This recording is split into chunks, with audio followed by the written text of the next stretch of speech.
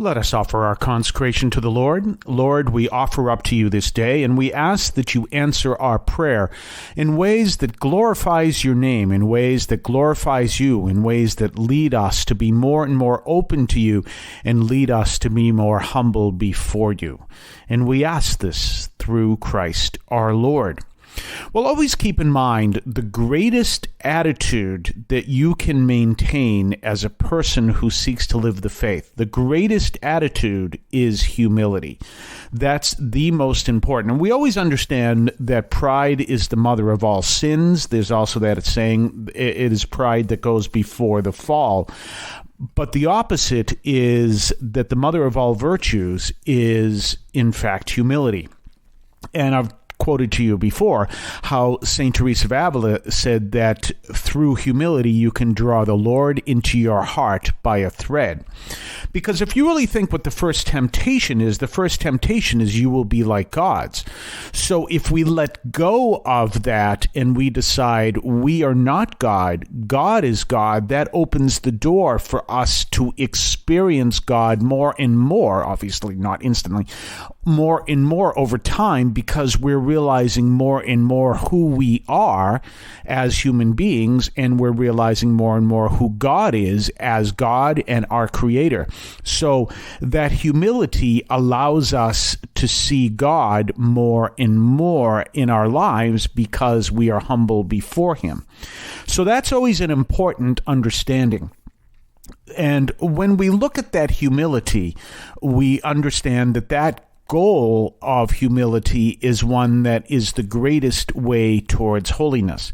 Now, we have the theme of humility in some of our readings today, and I say some of our readings because we have two options. Today is the memorial of St. John Bosco. Interesting little story about St. John Bosco. I had an argument with one of my bishops who is now deceased, and one of the things I actually said after he sent me another letter of reprimand is, as I responded to him, I said, there are certain arguments you don't want to win. You don't want to win an argument against your parents, and you don't want to win an argument against your bishop, because when you win, you lose. And I always teach that to the youth. Well, I don't work with youth anymore, but I used to teach that to the youth. That is, you don't want to win an argument against your parents. You want to have a discussion, you want to come to an agreement, but you don't want to win an argument because they are your parents. And when you win, you lose. And it's important to understand that. I always use the rather stark example, which, by the way, is no longer legal in Massachusetts, the rather stark example of what happens to the dog who catches the rabbit in a dog race. And the answer is that, I always explain what happens to the dog who catches the rabbit. And they go, I don't know, because you would think that in a dog race, the goal for the dog is to catch the rabbit, because the rabbit runs around the track, not literally runs, it's on a machine, goes around the track, and the dogs are taught to chase after it. So obviously in their mind, the greatest thing they can do is to catch the rabbit.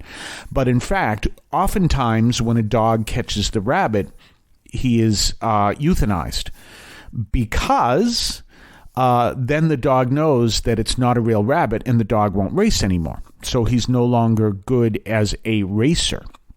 So I always explain, I say, or used to when I used to teach this lesson, I used to explain that, the dog thought he won, but he lost. So anytime you win against an authority in a way that you're not supposed to, you actually lose. And so I remember when I responded to this bishop, and I said, I just let it go. I said, there are certain arguments that you shouldn't win, and one is against the bishop. And it was an argument over saying someone's name during a homily, which he was upset about. And I came back and I says, I'll be perfectly honest with you. You have never shown to me or anyone that this person who you are taking advice for believes anything that we believe.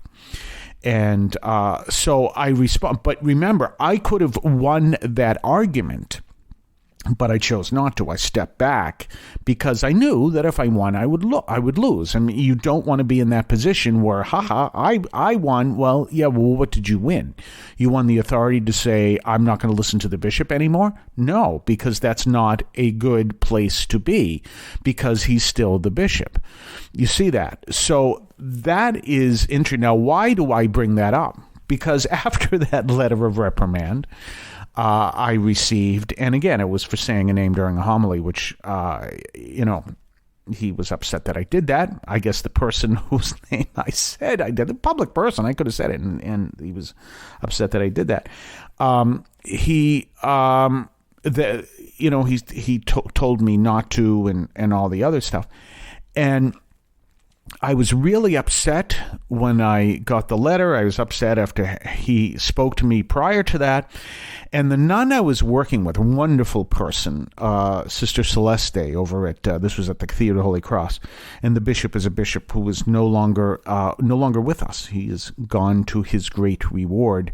But she explained to me, she said, St. John Bosco was actually lost his faculties for a time. The bishop, he had an argument with the bishop, and the bishop pulled his faculties. And I looked it up, and sure enough, it is. That means he wasn't allowed to act as a priest for a certain amount of time. He didn't fight it. He listened. He obeyed. And eventually he got his faculties back. Now, one of the reasons why it's important to understand that is we look at the saints as people would walk around and everyone would just bow before them because they considered them very holy. That very rarely happened in the times of the saints. St. Pio of Petroclina, also known as Padre Pio, did not get along with his supervisor, at least for a time. I don't know if he was his permanent supervisor. Did not get along with him at all. And there are other stories as well. St. Faustina didn't get along with some of her supervisors as well. So those things are real, and they bring the reality in there. And through that, they embraced a humility that taught them a greater treasure. We're going to talk more about this on the other side of the break. You're listening to the St. Anthony Overnight from St. Anthony Parish in Allston, Massachusetts, right here on WEZE 590 AM, and you can also hear us at CatholicAudiomedia.com. That's CatholicAudiomedia.com. We'll be right back right after this. I want to call your attention to Catholic TV, which offers great faith-filled, family-friendly programming 24 hours a day. You can find your cable channel at www.getcatholictv.com, and you can watch online on the free apps or check out the YouTube channel. Daily Mass, Rosaries, the Divine Mercy Chaplet, and the Our Lady of Perpetual Help Novena are all available online and on demand. Check out CatholicTV.com. And don't forget our website, CatholicAudiomedia.com. That's CatholicAudiomedia.com. Check out our website. Check out the archives of the show. Send us a little feedback if you'd like. You can go on the website and see where it says contact. There's even an address if you want to write a letter. People have done that as well, and I appreciate that. We're at 43 Holton, Holton Street in Allston, Massachusetts, 02134. Send us some feedback if you'd like. If you'd like to donate to the show, obviously you can do that as well. There's a donate tab where you can send us a check if you'd like, and that would really help the parish. And people are starting to do that, and I really appreciate that, because that's the parish sponsors this program, and therefore that helps the parish. That was one of the things we wanted to help the parish with, that we could have this ministry, we could reach out, and in response, people could also support the parish. So that's also available at CatholicAudiomedia.com at the donate page. You can also find us at AnthonyAlston.org. And so if you'd like to support us, we'd really appreciate it.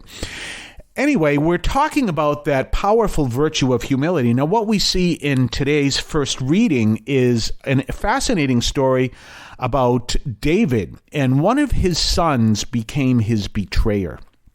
Fascinating story. And it's something that's really reflects a lot about the love of God, because one of David's own sons became his betrayer. And even though he became his betrayer, David's first concern for his son was his well-being. And we're going to see more of that later on. But that was just, no matter what, that he was his betrayer. And I brought that story up when I worked in an inner city environment. And you'd have those groups that say, we're tired of this group who was fighting with us and stuff, and we want to get rid of them, and say, hey, let me tell you something. And I would tell the stories, and one of the stories I told is this famous one of David, that his betrayer was his son, but he didn't look at him as his betrayer, but as his own son. And in today's reading, what we see is someone who is not related to David at all, who just insults him and yells at him. Remember, David's the king. David is considered the greatest king of Israel. That's why in the Old Testament you always hear, from the stump of Jesse. You always hear those words. And so David is this powerful king. And despite that, you have this man who thinks he is powerful enough to insult the king. He's just, some guy on the road. He's not some powerful other leader or king. He's just someone at the side of the road. And this is from 2 Samuel chapter 15 and chapter 16. And David looks at him and says, if my own son is going to betray me, for someone who came from my loins, then why am I going to punish this guy for insulting me? And so he even was throwing stones at David and King David's officers, and David said, let it go. Let it go. And it turns out the man apparently was a devotee of Saul who was prior to David. Now, always keep in mind, back to that humility aspect, David and Saul did not get along, obviously, and Saul at one point wanted to kill David. Now, Saul's son, Jonathan, was loyal to David, even though David was, in a sense, the enemy of Saul. And David had to prove to Saul that Saul put himself in a weak point, that David could have killed him if he wanted to, but he chose not to. But he always looked at Saul as the Lord's anointed. So anyone who criticized Saul, or anyone, actually, obviously, one person who killed Saul, he would say, you put your hand to the Lord's anointed. I may disagree with Saul, is his meaning. He didn't say these words. I may disagree with Saul. Saul may even despise me, but he is still the Lord's anointed. So he had tremendous respect for Saul. This guy is punishing David for ultimately the death of Saul, which he was not responsible for. But David says, let it go. If my own son is betraying me, then just let it go. And he causes no punishment to this man whatsoever. And that, too, is a form of humility. Humility is the most important virtue, and let us always foster that. And the more we foster humility, the more we recognize the power of God. Please let people know where you listen to this program. Pass the word, tell them, and remember our website, CatholicAudiomedia.com. Have a blessed day. In Cristo vivimos.